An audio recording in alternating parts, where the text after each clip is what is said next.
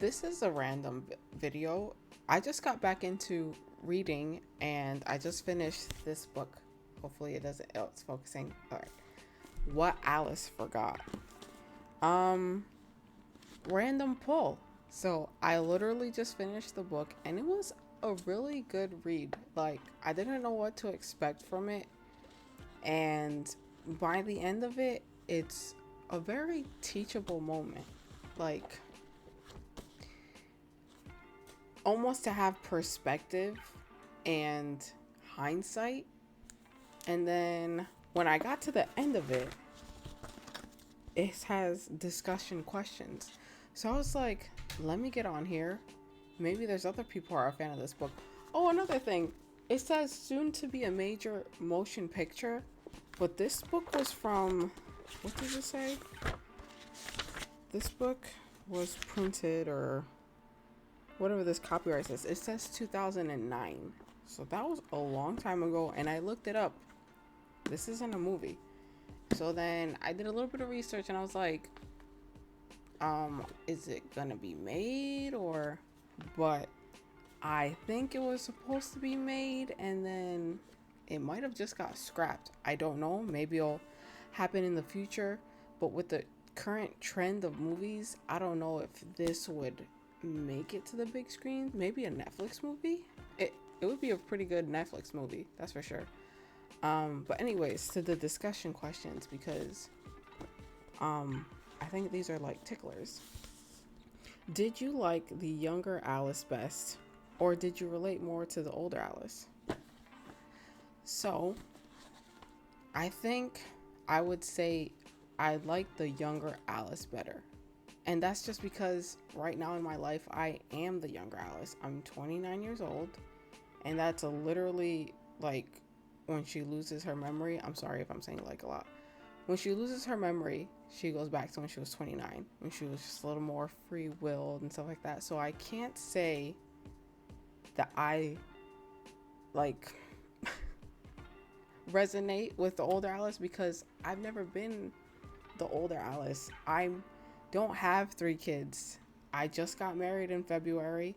So I'm actually where she was, but I'm not pregnant. That's the only difference, honestly.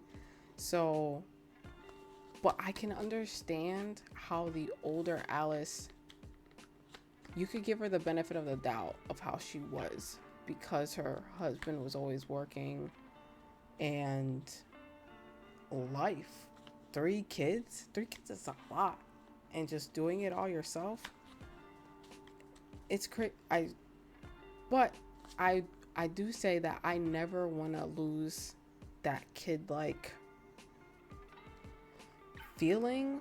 Like, I don't ever want to grow up or take myself too seriously. So that's why I'm going to stick with the younger Alice, even though I haven't had the life experience yet to say that. But I would say I would always want to have a younger vigor. I don't know. Let me move on to the next question. What would your younger self of 10 years ago think of the person you are today? So that's kind of crazy. 10 years ago, I was 19 and an idiot. So, what would my younger self think of me? I think my younger self would be kind of proud of me. At 19, I wasn't really doing anything. I was just working at McDonald's and having a very shitty first relationship. So she would look at me now and be like, damn girl, you got yourself together. What would surprise your younger self most about the life you're currently leading? And then there's a second part to the question, what would disappoint you? So I'm going to answer the first part first. What would surprise your younger self about the person I married, I guess, because that's so left field. I moved around a lot, so maybe I was always bound to marry someone like that I didn't know since I was a kid or something. Yeah, I guess I would be shocked on who I married. but not the type of person he is, because we're very much common type of people. So, what would disappoint you? I guess my younger self would be disappointed that I didn't get to do my childhood dream of working with animals. I'm still young, so I can still get to that dream, but currently I'm not there. So maybe my younger self would be sad that I'm not in the profession that I always wanted to be in. What would you think of your children? Are they how you imagine them to be? Are you the parent you envision? Why or why not? So number 4 does not apply to me because I'm not a parent. Maybe one day I'll go back to these questions and ask myself again and see if I have different answers. So this video will be like a time capsule video. 5. Alice is shocked by many transformations. Her gym-toned body, her clothes, her house. Are you more or less polished? Are you more or less polished than you were a decade ago? And do you think there's a deeper significance to change? I wouldn't say I'm more polished, because definitely when I was 19, I would have a beat face every day. I would do my hair. These days, I'm barefaced all the time. My hair is always messy. I think when you get older, you care less. I don't know if that's for everyone, but I feel like when you get older, you care less what people think about you, or you're just more confident in the person that you are. Like, you have more confidence with yourself. Or I would hope that you do. I think that's how you answer the question. Do you think it was realistic that Alice ended back up with Nick? Were you happy with that ending? Do you think they would have ended up together if she hadn't lost her memory? Do I think it was realistic that she ended back up with Nick?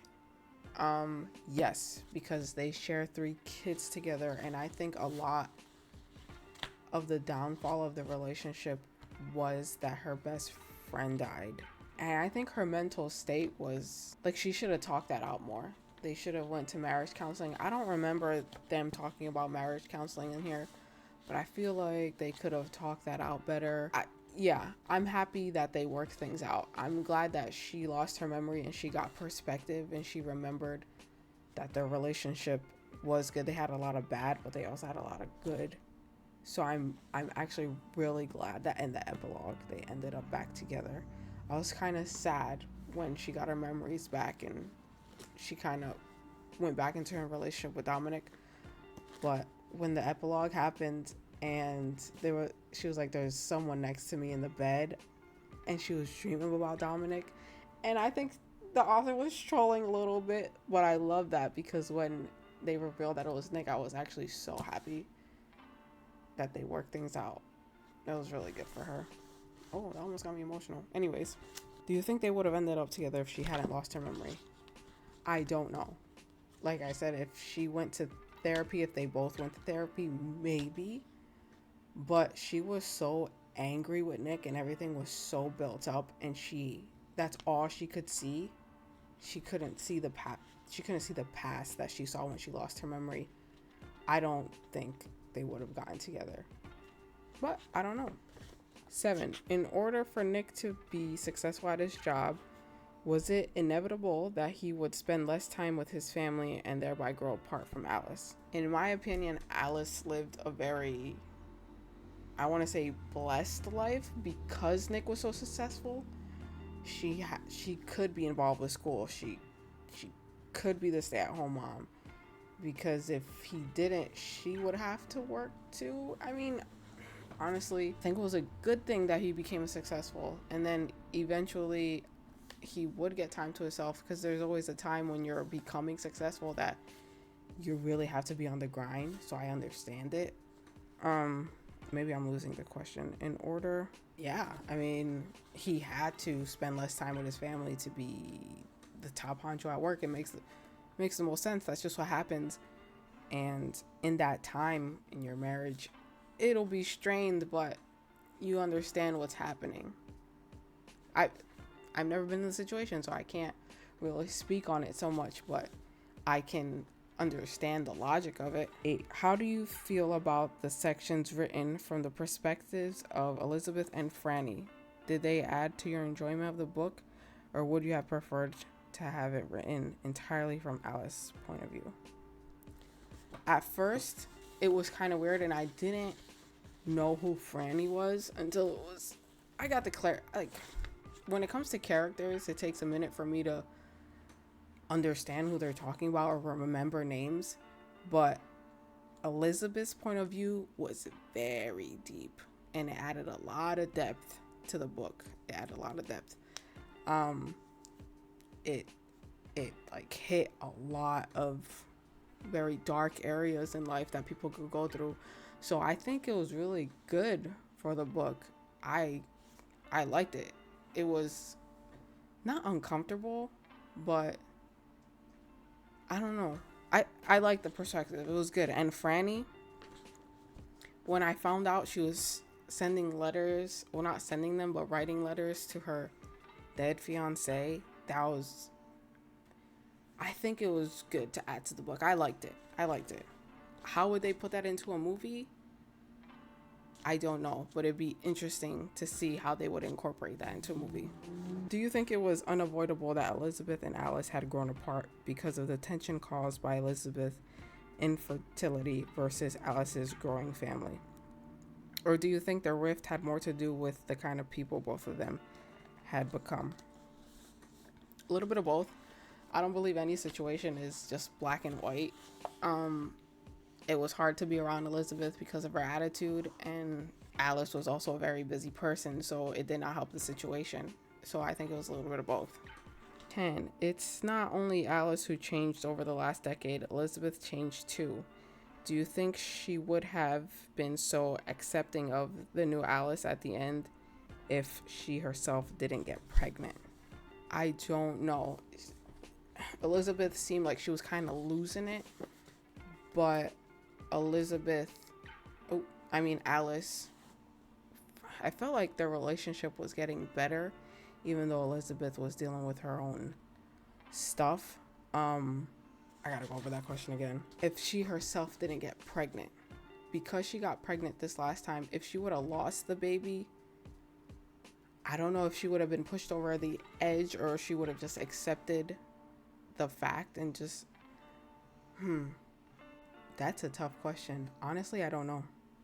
Out of all the characters in the book, who do you think had changed the most over the past decade and why?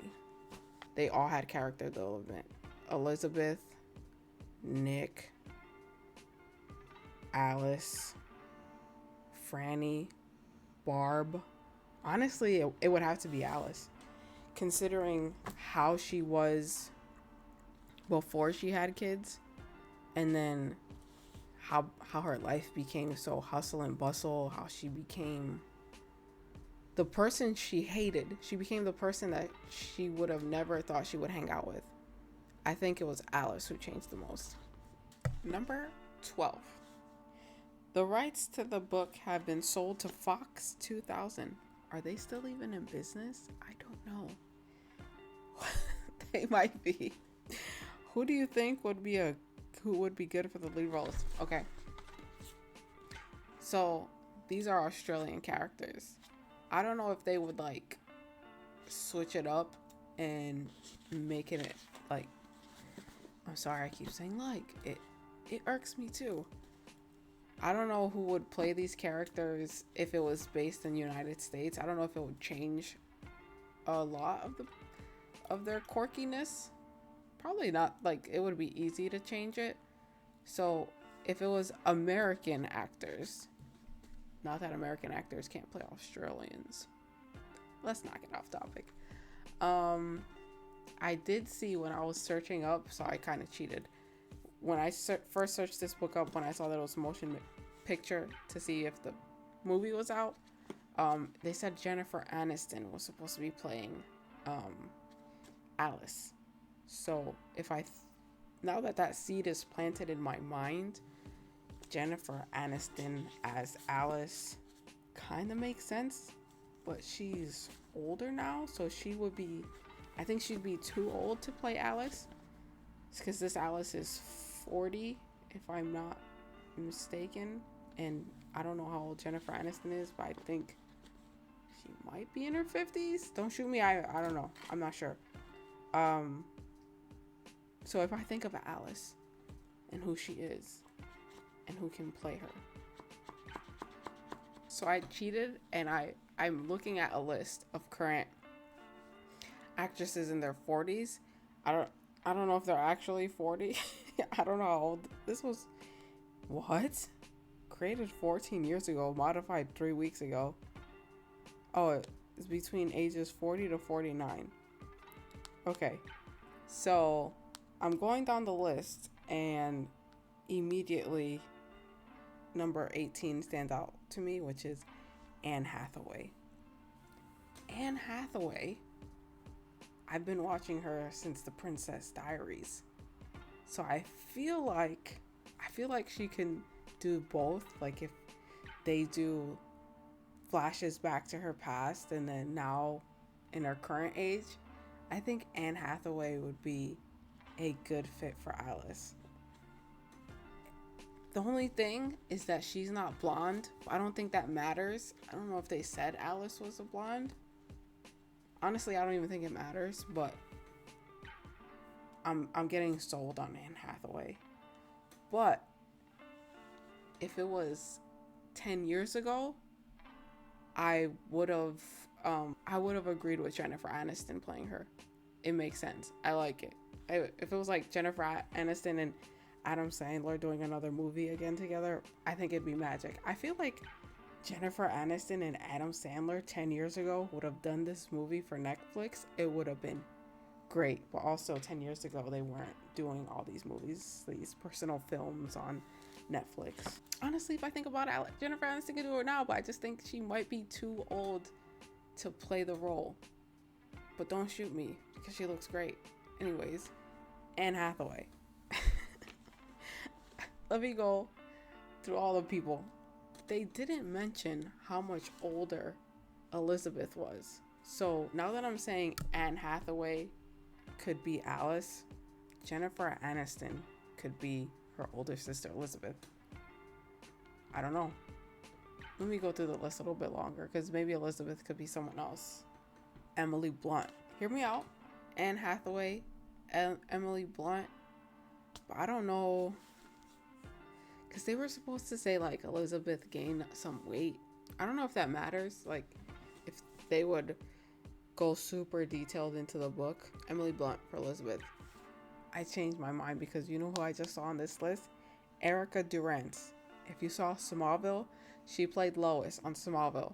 And now I think she could play a good Elizabeth. Honestly, I couldn't be a casting director. I really couldn't because I wouldn't be able to pick. And I'm just looking at popular people that I know. There's probably a bunch of great actresses that can play these roles. I'm not going to go through every single character, but if we're going to pick the other main character, it would have to be Nick. And who would be so now that I'm saying Anne Hathaway is Alice, who would be Anne Hathaway's love interest as Nick? And I'm feeling like Nick needs to look like a certain someone. I feel like he can't be overly sexy, but they're actors and it's Anne Hathaway, so they need to match Anne Hathaway. And Nick comes from money, so I feel like he's a little more polished. From this list in front of me, because I'm just searching up male actors because none are coming to mind, I would say Bradley Cooper.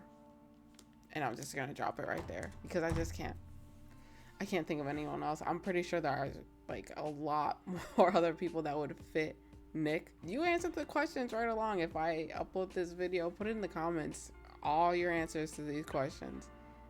But who would play the main characters? That's a good question. But I'll stick to what I said. I think that was the last question. So overall, I was pleasantly surprised by this book. I don't know. It kind of captivated me. I think that's all I could say because it was so beautifully like eloquated. I don't even know how you say it.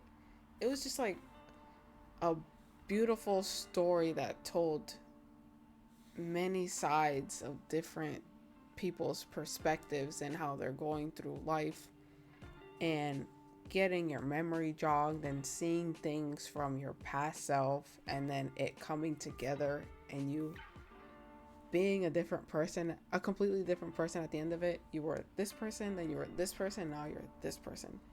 It was a really great story and I highly recommend it.